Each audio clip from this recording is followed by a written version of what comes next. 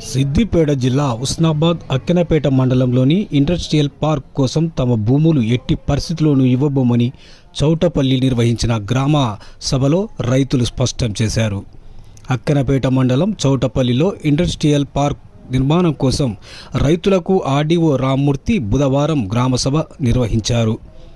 చౌటపల్లి, జనగామ, తోటపల్లి గ్రామాలకు చెందిన రైతులతో గ్రామ సభ నిర్వహించారు.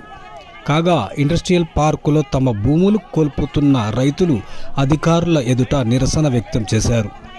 తమ జీవనాధారమైన భూములను ఇండస్ట్రియల్ కోసం ఇవ్వబోమని స్పష్టం చేశారు. రైతులంతా వినతి పత్రం సమర్పించారు. తమకు ఇష్టం లేకున్నా తమ భూములను తీసుకొని తమకు ఇబ్బందులను గురి చేయవద్దని అధికారులను విన్నవించారు.